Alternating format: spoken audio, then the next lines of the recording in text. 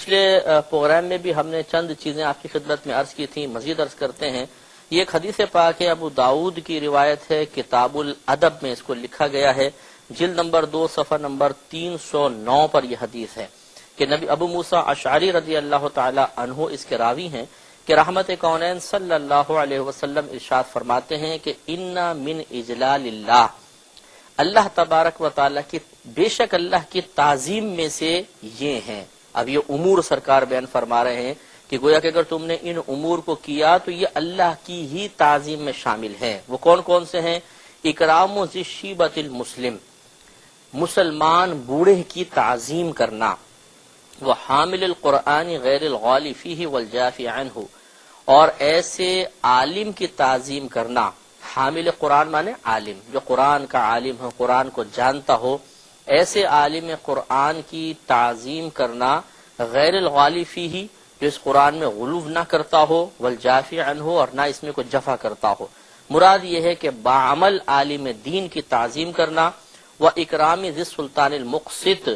اور حاکم عادل کی تعظیم کرنا۔ سرکار نے فرمایا انا من اجلال اللہ، یہ سب کے سب اللہ تبارک و تعالی کی تعظیم میں سے ہیں۔ تو معلوم یہ ہوا کہ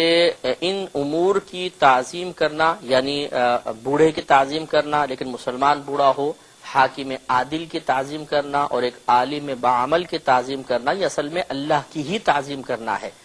تو یہ ہمیں وہاں ذہن سے نکال دینا چاہیے کہ اگر ہم نے اللہ کے ماں سوا کی تعظیم کی تو یہ اللہ کی تعظیم میں کوئی فرق آئے گا، بلکہ ان کی تعظیم دراصل اللہ کی ہی تعظیم ہے، جس کو آپ یوں بھی سمجھ سکتے ہیں کہ اگر آپ ہمارے پاس آئے، میں آپ کی تعظیم کے لیے کھڑا ہو جاؤں تو یقینی سی بات ہے کہ یہ آپ کہیں گے کہ انہوں نے ہماری تعظیم کی۔ پھر آپ کا کوئی ایک جاننے والا میرے پاس آیا اور کسی نے تعارف کرایا کہ یہ فلاں کے جاننے والے ہیں، میں ان کی تعظیم کے لیے کھڑا ہو گیا، تو حقیقتاً بظاہر میں ان کی تعظیم کے لیے کھڑا ہو رہا ہوں، لیکن جب آپ کو پتہ چلے گا تو آپ یہی کہیں گے کہ انہوں نے حقیقتاً ہماری تعظیم کی ہے، کیونکہ ہمارے تعلق کی وجہ سے ان کی تعظیم کی گئی ہے، تو اس کو آپ اپنی تعظیم تصور کریں گے۔ اس کے برعکس اگر کوئی آپ کا ریلیٹیو یا رشتہ دار یا کوئی بھی اور تعلق رکھنے والا میرے پاس آئے اور میں اس کی توہین کا مرتکب ہو جاؤں تو یقینی سی بات ہے کہ آپ کو برا محسوس ہوگا،